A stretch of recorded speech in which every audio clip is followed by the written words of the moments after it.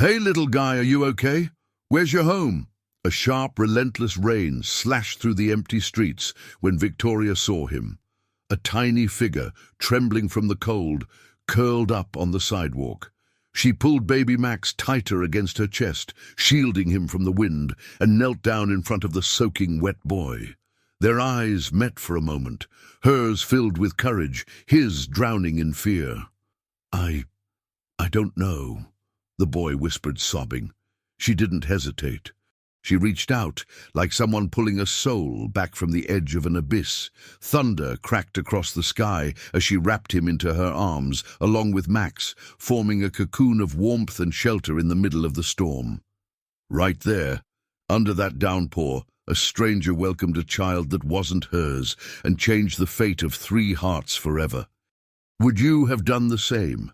This story is going to touch your heart, so make sure you hit that subscribe button, leave a like, and share it with someone who believes that a small act of kindness can truly change lives.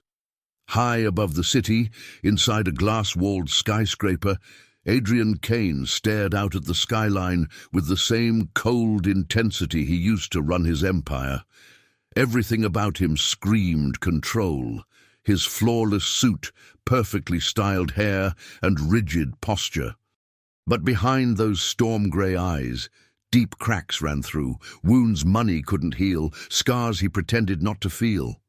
On his desk sat a photo frame, face down and untouched for years. A memory of Mason, the boy he once believed was his, and then coldly rejected because of a single piece of paper. A paternity test, forged by dark family interests, had convinced him the child wasn't his.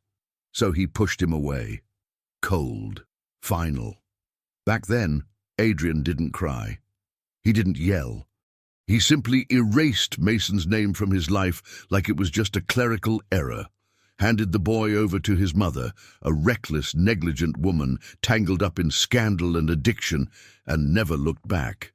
It was easier that way, safer. Emotions had no place in a world built on contracts and shareholders. But now, years later, something was shifting. A crack in the armor, a strange discomfort he couldn't name. It all started with a simple security alert. One of the street cameras picked up a familiar face. He almost dismissed it until he zoomed in and saw Mason. Older now, still fragile, soaked in the rain, alone, shivering, abandoned. Adrian froze. The past hit like a punch to the chest. But what truly shook him wasn't the boy's condition. It was the woman who knelt in front of him, the stranger who took him in. She was holding a baby and still opened her arms to the boy like the whole world could fit in that embrace. A simple act, barely noticeable. But to Adrian, it was a lightning bolt. He rewound the footage over and over, watched every move that woman made with a focus he never gave to billion-dollar meetings. She held the boy firmly, comforted him, shared her raincoat to warm them both, and she smiled. A tired smile, but full of something he could barely recognize anymore. Tenderness. Unconditional love. Protection with no strings attached. That video played on a loop in his mind for days. Even as he signed mergers and slashed budgets, his thoughts drifted back to that wet street. That woman. His son. The son he had cast aside. Something inside him was beginning to stir. That cold pride. That rock-solid certainty. It was starting to melt. Alone. Late at night, Adrian played the footage again. And for the first time in years, he whispered to himself, "Who is this woman, and why is she treating my mistake like it's something precious?"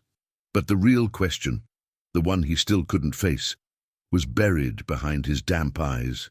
Do I still have a chance to be his father? Victoria's tiny apartment smelled of warm milk, clean laundry, and stubborn hope. It was a simple place, with cracked tiles and peeling paint at the corners, but inside there was warmth. There was life. And despite everything that was missing, money, time, rest, there was one thing that overflowed: love. The kind of love that's not built on blood, but on choice. Victoria was 25, but she carried the weight of countless silent battles on her shoulders. She hadn't chosen to be a single mom. She'd been left, pregnant with Max, the baby now sleeping in a makeshift crib made from stacked plastic baskets and hand-sewn blankets. The father vanished the second he heard the word positive. Since then, she'd learned to survive with what little she had, and what she had was almost nothing. Every morning she woke at 5, nursed Max, made his baby food, rushed through cleaning the house. It was all part of a rhythm she knew by heart. Then she'd leave him with an elderly neighbor and walk to the market, where she worked as a cashier. Her paycheck barely covered rent and Max's medicine. But still, Victoria smiled. Because deep down she believed, or needed to believe, that tomorrow might be better. That night after the storm, the apartment felt fuller.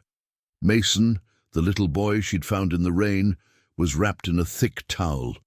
His eyes, still wary, scanned the room like he wasn't sure if it was safe to relax. Max cooed softly in his crib, clearly fascinated by the new presence, as if somehow his baby instinct already knew that boy carried loneliness. Victoria sat on the floor next to Mason and gently began drying his damp hair with a tenderness that startled him. He didn't know how to respond. No adult had ever done that before, not without yelling afterward. "You eaten, sweetie? I made soup. It's warm, and I swear, no broccoli," she said, trying to coax a smile. Mason hesitated, then gave a tiny nod. Victoria filled a bowl with steaming soup and watched him carefully, without rushing. Every spoonful he ate felt like a silent victory. And when he finally looked at her with a little less fear in his eyes, something cracked open inside her, like a part of herself, one she kept hidden, untouched, recognized something familiar in him: abandonment. That night, Victoria tucked both boys in under the same worn-out blanket. She sat on the couch watching them sleep and cried, silently. She cried from exhaustion, from fear, from not knowing what tomorrow would bring.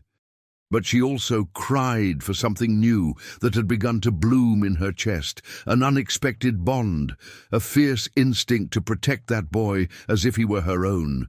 She didn't know who Mason was, or why he'd been alone, but she knew this much. Right now, he needed someone, and she was there, steady, present, the way no one had ever been for her. "You're not alone anymore, sweetheart," she whispered before switching off the light. The alarm buzzed before sunrise. Victoria opened her eyes slowly, her body aching from the night before. Mason still slept on the mattress next to Max, both curled up like they'd belonged to the same world all along. But the peace was deceiving.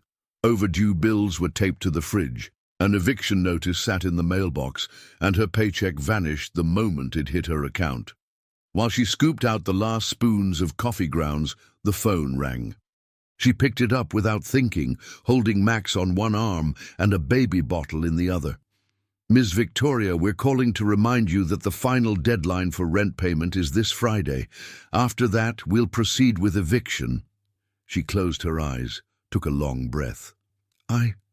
Please just give me one more week. Just one."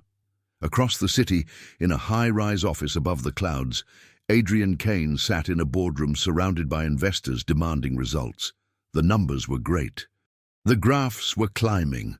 But his mind wandered, haunted by the images from the night before, that woman with the 2 boys. He clenched his pen tightly, like the pressure might pull him back into the room. "Mr. Kane, are you in agreement with the merger?" someone asked. He nodded blankly, but his words didn't come. For the first time in forever, Adrian didn't care about the business. Something else was gnawing at him: guilt, fear, and a kind of longing he'd buried so deep it now came back like a flood. Meanwhile, Victoria was rushing out with both kids in tow. She had to get Mason to the nearest public school, even without enrollment, and still make it to the market in time for her shift. A broken umbrella was her only shield, Max strapped to her chest, Mason gripping her hand tight. The rain followed them, like the sky somehow knew just how heavy her world already was. During her break at work, she called the social worker, hoping for some kind of guidance about the boy she'd taken in. She didn't want trouble, just wanted to do the right thing, but the answers were vague, bureaucratic. Tried child services, but it could take days to get a response. She hung up, heart sinking. What if they tried to take Mason away? Back in his office, Adrian opened the security system again. Once more, the same footage.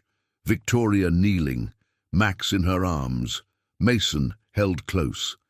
Why couldn't he stop watching it?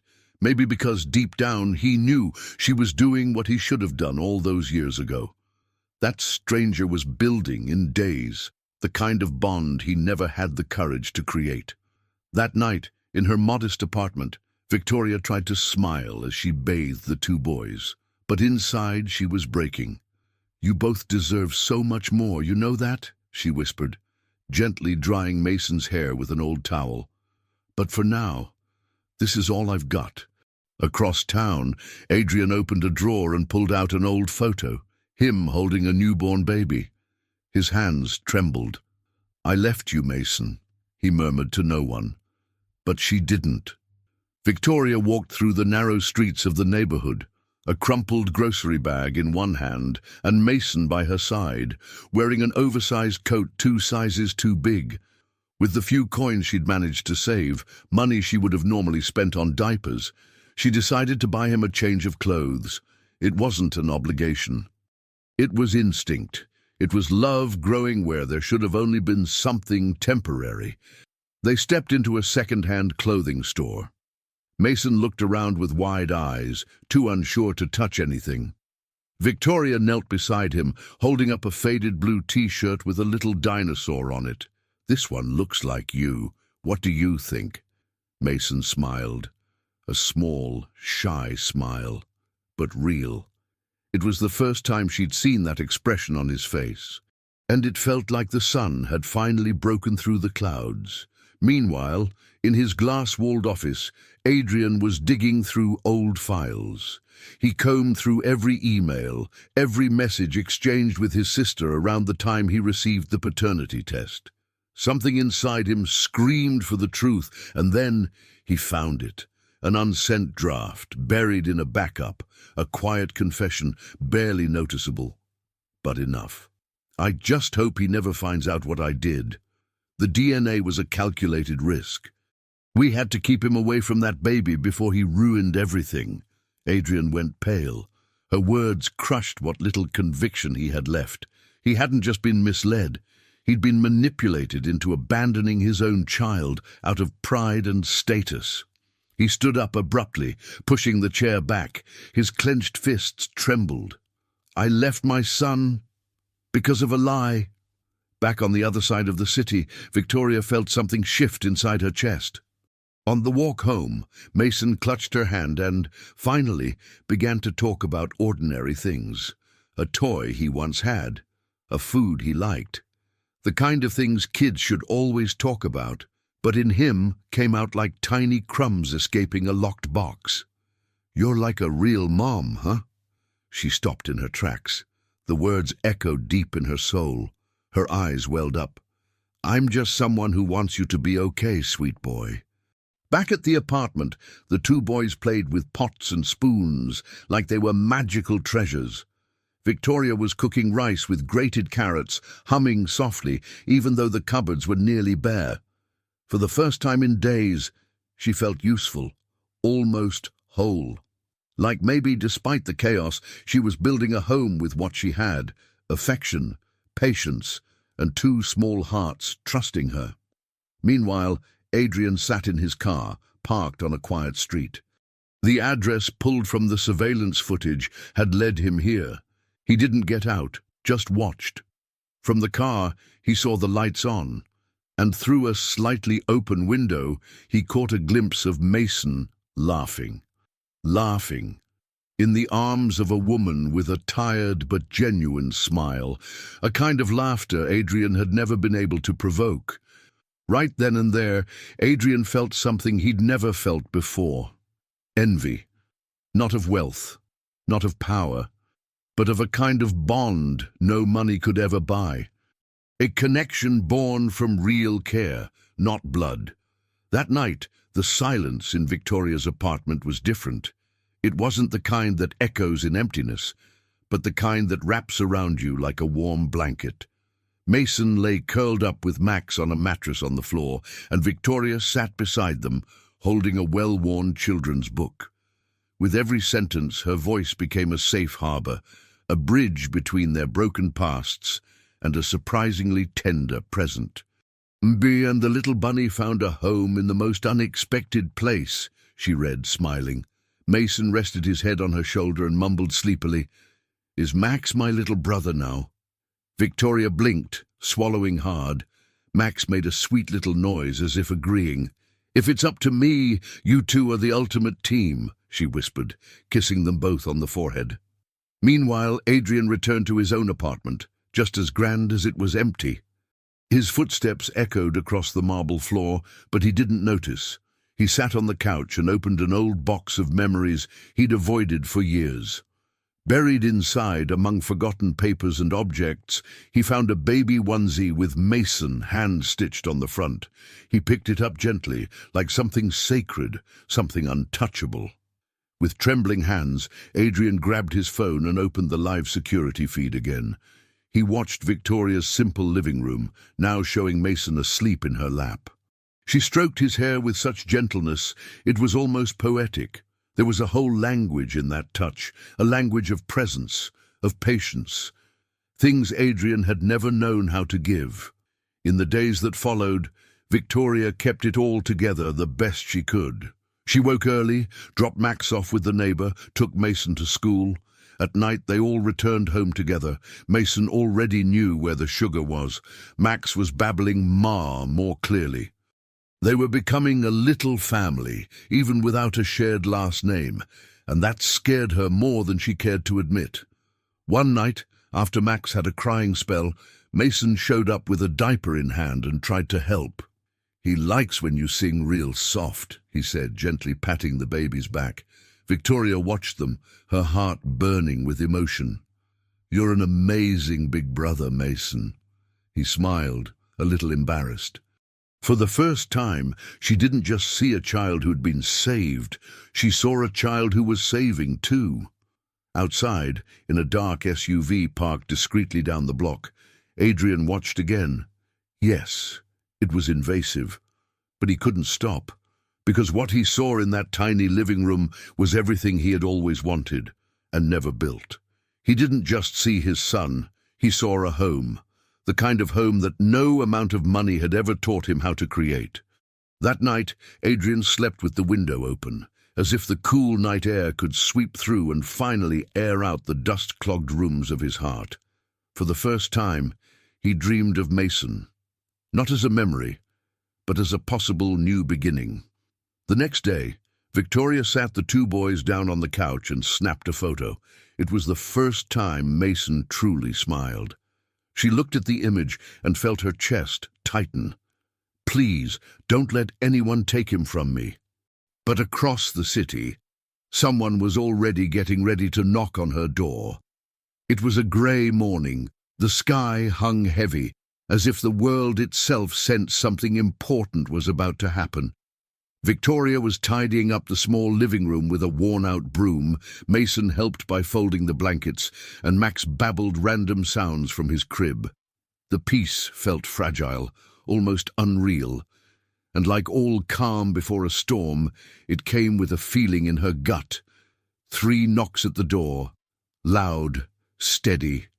Not the kind of knock a neighbor makes. Victoria froze. Mason rushed to her side, grabbing her hand tightly, as if he could sense something wasn't right. She took a deep breath, adjusted Max on her hip, and slowly opened the door, hesitant. There, standing before her, was a tall man in a perfectly tailored suit, his dark shoes still damp from the wet sidewalk. But it wasn't his elegance that caught her attention. It was his eyes, tired, intense, painfully human. "Victoria," he asked, voice deep but restrained, "my name is Adrian Kane. I'm Mason's father." The floor seemed to vanish beneath her feet. That name hit like thunder. Victoria stepped back instinctively, pulling the boys close, holding them like a single unit. Her eyes burned, but she didn't blink. "No, you can't take him. He's mine now. I won't let you." Adrian raised his hands, careful not to make a sudden move. He was used to being feared, respected, but not seen as a real threat. Yet here, at this door, he was just a man trying to break through a wall he'd built years ago. "I'm not here to fight. I came to understand, please." Victoria studied him for a long second. It was obvious he was shaken, but trust didn't come easy. What if this was just guilt talking? What if he took Mason now and disappeared again? She couldn't risk that. Mason peeked from behind her arm. His eyes, which once read pain so easily, now searched for danger, but also something familiar. Something that made him pause. It wasn't fear, it was confusion, a kind of longing he didn't yet know how to name. "Why now?" Victoria asked. "After all these years? Do you even know where he was while you were living in penthouses and flying in helicopters? He was hungry, scared. And now that he finally has a home, you show up?" Adrian lowered his head. There was no room for pride here. "Because for the first time, I saw who he really is, and what I lost." His voice cracked. Out of nowhere, Mason reached out and touched the hem of Adrian's blazer, just for a moment, as if testing the shape of a dream. Victoria left the door slightly open. She still didn't know if letting him in was the right move, but there was something in Adrian's eyes, something tired of fighting the truth. She motioned for him to come in with a quick nod, still holding Max close and keeping Mason within reach. The tension was thick. The air felt heavy with memories and regret. Adrian looked around. The simple furniture, the makeshift toys, the faint scent of weak coffee in the air. It was all so different from the world he knew, but it felt more real than any boardroom. Mason hid behind Victoria, peeking with a furrowed brow. Adrian crouched down to his level. "Hey, Mason, I don't know if you remember me, but I remember you, and I'm sorry." Victoria watched every move, every word. There was still a wall inside her, built from sleepless nights, makeshift diapers, and 1,000 rejections from life. But against her better judgment, something began to shift. Maybe it was the way Adrian spoke to Mason. Or maybe it was how, for a second, he stopped being a CEO and became just a broken father. In the days that followed, she allowed small visits, always with her nearby. Adrian came with books, fresh fruit, a pencil case that made Mason's eyes light up. He didn't push, didn't make promises. He just sat and listened, and when Mason got excited about a story or showed off a drawing, Adrian smiled like it was the biggest deal in the world. One cloudy Saturday, Adrian showed up early. Victoria was bathing Max while Mason struggled to tie his shoes. Frustrated, the boy huffed. Adrian knelt beside him and showed him slowly. "Here, it goes through this loop. Then you pull it tight, like this." Mason tried, messed up, then nailed it. "I did it!" he shouted, proud of himself. From the hallway, Victoria held back tears, because in that simple moment, there was more redemption than any apology could ever carry. Over time, Mason began to wait for the visits. He drew pictures for Adrian, asked if he was coming, and one Sunday, after an afternoon reading together, he looked up and asked, "Are you going to leave again?" Adrian paused, took a breath. "Only if you tell me to." Mason didn't answer. But that night, he slept with the drawing of his dad tucked under his pillow. Victoria still kept her emotional distance, grateful but guarded. She knew too well what it felt like to be left behind. And Mason had become sacred ground, something she'd learned to protect with everything she had. "You've got a lot to rebuild, Adrian. And the only way you'll make it is if you understand. Love doesn't take shortcuts." He nodded. For the first time, He was ready to go slow. But no path to redemption is free of shadows, and across the city, someone was watching their growing bond with cold eyes, and plans already in motion to tear it all apart. Adrian showed up early that morning. He brought fresh croissants and a restrained smile. Mason ran to him with open arms, a simple gesture, but to Adrian it was worth more than any successful investment. Victoria watched from the kitchen, between the watery coffee and breakfast dishes, still adjusting to this new rhythm. But before the warm scent of fresh bread could fill the room, Adrian's phone buzzed. The caller ID made his chest tighten. His personal assistant. He answered casually, but the voice on the other end was laced with urgency. "Mr. Kane, we found something. It's about the original paternity test, and Ms. Cassandra, your sister." Adrian froze. Cassandra Kane. Just hearing her name was a sharp reminder of everything he'd tried to bury. "Go on," he murmured, stepping into the hallway. Then came the bombshell. Cassandra hadn't just tampered with the test, she'd orchestrated the whole thing. She planned to use Mason as leverage in case Adrian ever threatened to expose a family corporate scandal. It was cold, ruthless, and now she was trying to gain legal custody of Mason, backed by a fabricated file accusing Victoria of being unfit. Adrian's blood boiled. Being deceived once was bad enough. But now his sister was coming after the one thing he was just beginning to truly love. He walked back into the living room, pale, fists clenched, a storm brewing in his eyes that Victoria had never seen before. "What is it?" she asked, wary. He hesitated. He wanted to protect her, but there was no more room for half-truths. They sat at the table, Max in her arms, Mason drawing on the floor, and Adrian told her everything about the test, the lie, Cassandra, the attempt to erase Victoria, as if her love for Mason had no weight. Victoria didn't speak for a long moment. Her face was a mix of outrage, fear, and something worse, helplessness. "Can she really take him from me? Is that even possible?" Adrian took her hand. "No mask. No defenses. Not if I can stop her, I promise you that." That night, Victoria didn't sleep. She sat at the edge of the bed watching Max and Mason sleeping side by side. Her thoughts swirled around everything she'd built with so much care, now at risk of being ripped away by someone who had never even looked Mason in the eye. The idea made her sick. Adrian didn't sleep either. He spent the night pulling every string he could, gathering lawyers, evidence, and witnesses. For the first time in years, he wasn't fighting for profits. He was fighting for truth, for justice, for a child, for a woman who, without even trying, was teaching him what truly mattered. But Cassandra was moving too, and she had dangerous weapons, power, money, and a thirst for control.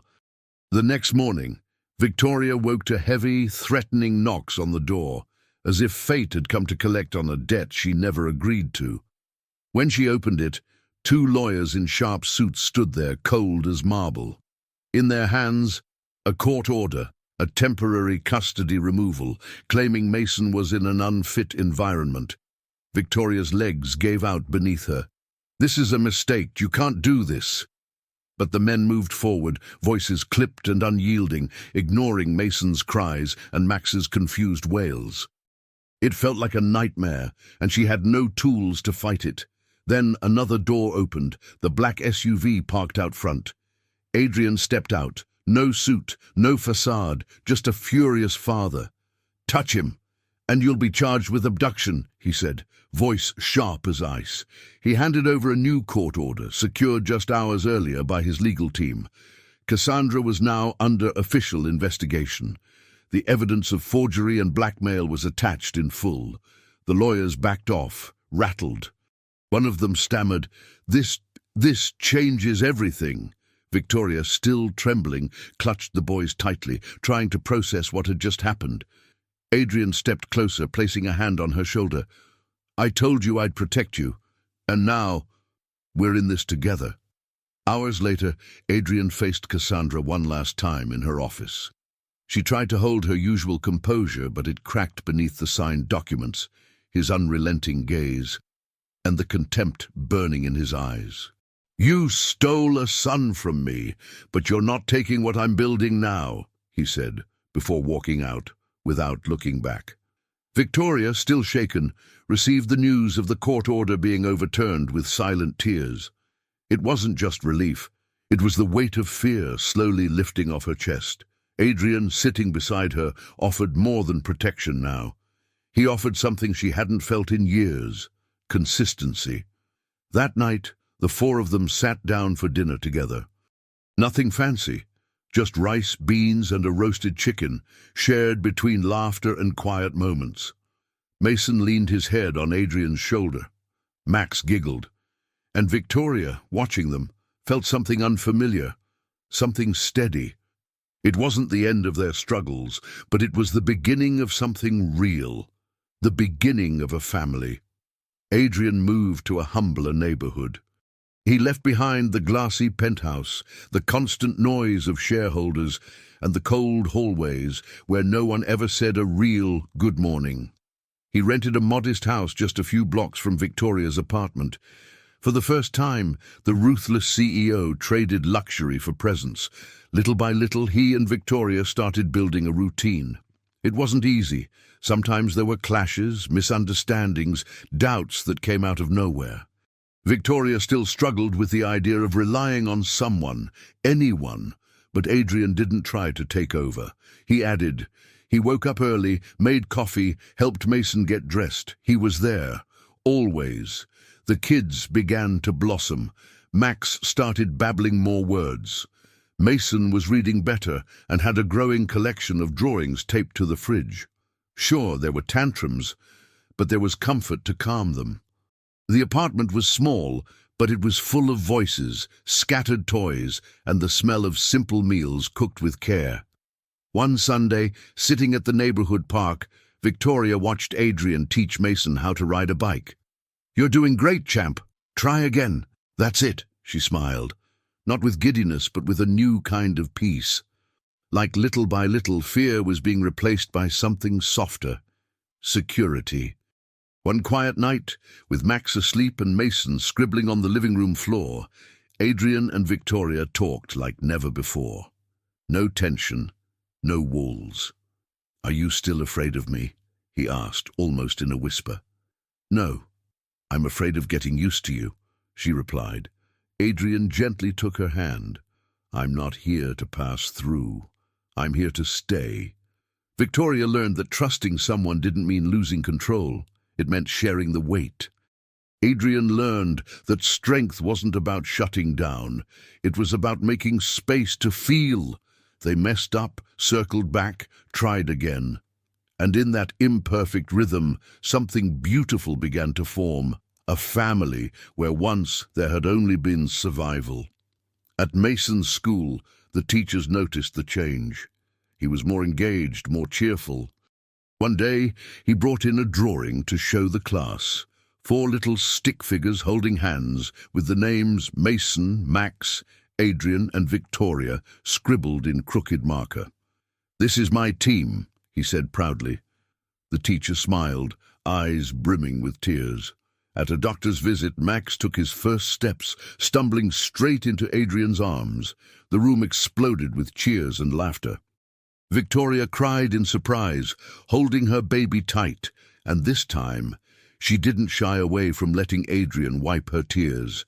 The once uncertain home now had a family calendar taped to the wall, little height marks scribbled on door frames, and a chaotic, beautiful routine, far from perfect but real, theirs, together. It was a bright Sunday afternoon, the sun dancing through the trees at the park. Victoria was laying out a picnic blanket while Max crawled after a colorful ball. Mason ran in circles, laughing loudly, and Adrian, barefoot for the first time in years, pushed Max on a makeshift swing tied to a sturdy branch. The joy was simple, which made it all the more precious. There, surrounded by crumbs and laughter, Victoria looked around and could hardly believe it. So much had changed, and so fast. But then again, maybe not. It was the result of every small gesture, every act of letting go, every time she chose to love without any promise of return. Adrian walked over with a leather folder in hand. He sat beside her and handed her an envelope. Victoria opened it slowly, cautious. Inside were documents, setting up a financial support fund for single mothers, created in her name. "It's a foundation," he explained, moved. "I want other women going through what you did to have the same kind of chance you gave me. And Mason." She couldn't hold back the tears. "All I wanted was to help a lost boy in the rain." "How did it turn into all of this?" Adrian touched her hand, smiling softly. "Because sometimes, Victoria, miracles show up disguised as storms." Mason came running toward them, Max toddling behind, both covered in grass and giggles. Victoria wrapped her arms around them and, for the first time in a long while, didn't feel afraid of the future, only grateful. Because after all the pain, life had given her something rare, a home where love didn't need permission to exist. As the sun set, the camera slowly pulled back, revealing the four of them like a living painting of hope. And across the screen, the final words whispered into view. "Rain or shine, love always finds a home." Have you ever helped someone, or been helped, when you needed it most? Tell us in the comments. I'd love to hear your story. And don't forget to subscribe for more stories like this one. And in the next video, you'll see how one small act saved 2 lives and built a brand new family from scratch.